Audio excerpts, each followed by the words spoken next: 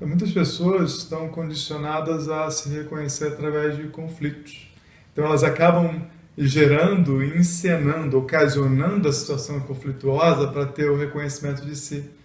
Quando a gente vai mergulhar num processo curativo, muitas vezes o que a gente vai encontrar é uma dinâmica não de amor próprio, mas de luta para consigo mesmo.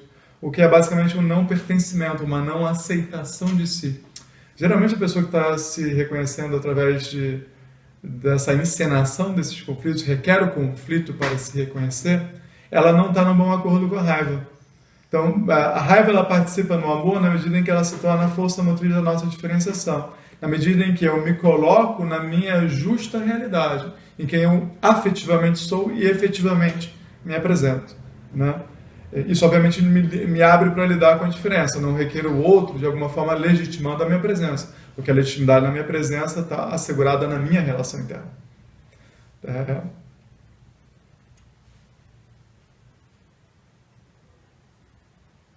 Então, o conflito é uma reencenação de uma dinâmica de luta com a própria intimidade. A luta acaba sendo o próprio impedimento para o desenvolvimento do amor próprio. E, basicamente, ela gera uma problemática muito simples. Eu quero ser amado, mas eu impossibilito esse acontecimento.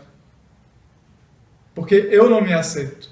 E se eu não me amo, é impossível para o outro me amar também. O outro pode até se esforçar muito nesse sentido. E na medida que ele se esforça mais, ele acaba adentrando num lugar onde nenhum outro diferente deveria entrar, que é o lado interno da mãe e do pai. Então, muitos desses conflitos encenados são tentativas do indivíduo de se diferenciar dos pais, mas fazendo uso das relações com a alteridade. Então, basicamente, esse indivíduo precisa ser norteado para se conciliar com a sua própria história, parar de lutar com as condições da sua história, se conciliar com essas condições para poder se conhecer através da disponibilidade, que vai necessariamente gerar uma abertura para lidar com a diferença. Então, muitas pessoas estão presas em dinâmicas de conflito, elas estão em luta com a própria história. Elas estão, na verdade, lutando com as permissões parentais, onde elas ainda se encontram identificadas e sujeitas, mas estão indisponíveis para a diferença, que exatamente vai relativizar essas permissões e gerar novas permissões. E aí a pessoa pode ficar presa num processo que vai se diminuindo cada vez mais. Porque uma pessoa que luta consigo mesma, ela se denigre, ela se deprime. Com o tempo ela acaba num lugar muito pequeno, onde é quase impossível encontrar o alimento afetivo. O alimento efetivo ele vai sendo gerado na medida em que eu me disponibilizo para a diferença. Isso é o que renova a alma. A alma ela é uma parte nossa que tem um apetite pela diferença. Ela é uma parte aventureira, né, da nossa jornada de vida. E por isso que é em acordo com ela que a gente se realiza. Então, quando o ego se auto-envolve, que é uma dinâmica muito comum de quem se reconhece através do conflito, basicamente ele perde contato com a sua própria alma na intimidade. E não tendo a referência da alma na intimidade, ele vai ser incapaz de reconhecê-la no campo vasto das relações, que requer que ele se disponibilize. Então, é muito comum quando uma pessoa está presa numa situação conflituosa,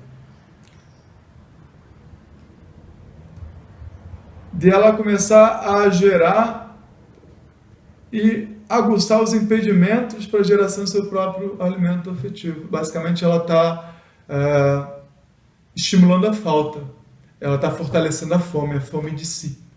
Né? E isso faz com que a pessoa regrida a estados afetivos infantis. E aí ela quer se libertar, mas ela quer se libertar lutando com os pais, encenando a relação da criança com os pais nas relações do adulto. Isso acaba sendo algo muito complicado e muitas pessoas sofrem por conta desses condicionamentos. Aí é necessário o processo terapêutico, para que a pessoa possa revisitar essas estruturas afetivas infantis e ela possa desenvolver o amor próprio.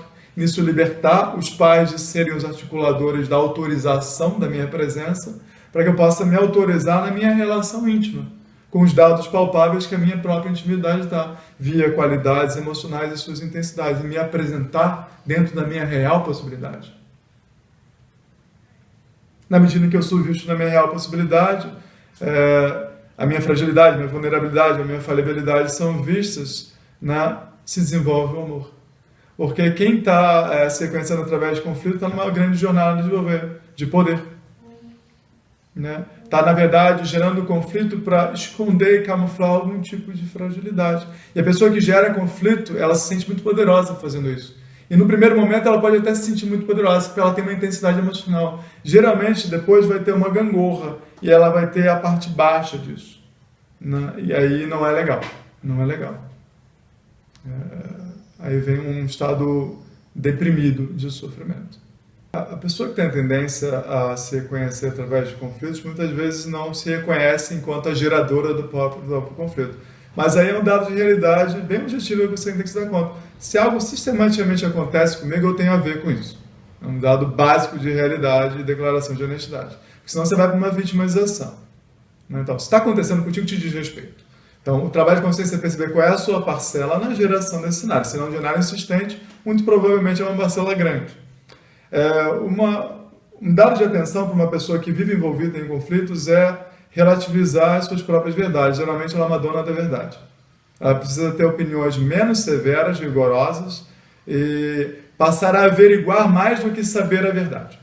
E averiguar é se colocar na presença e ver como reunir o que se encontra na presença. Porque o conflito é uma tentativa de imposição de uma solução. Ou seja, eu sou dono da verdade, não acontece aquilo que eu concebo como verdade, e eu vou lutar para isso. Então é uma imposição de uma determinada verdade. Essa verdade é uma autoimagem muito rigorosa, é muitas vezes camuflada por uma boa intenção, o que vai ser, na verdade, um rigor de julgamento muito severo. Então é muito comum uma pessoa que se insere constantemente em conflitos ter um nível de rigor, crítica e julgamento muito severo. E ela tem a ilusão de que se não é daquela maneira, então não é certo. E ela vai lutar em benefício daquela imagem. Ela está imbuída de uma boa intenção, muitas vezes. Só que ela vai sucumbindo a uma incapacidade de fazer acordos, de dialogar com a diferença, que é onde a realidade humana se insere.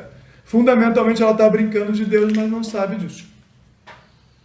Então, ela precisa relativizar as próprias verdades. Se uma verdade não te serve, joga ela fora. A verdade, ela precisa servir a vida. É muito comum pessoas conflituosas terem verdades que sirvam as ideias, não a vida.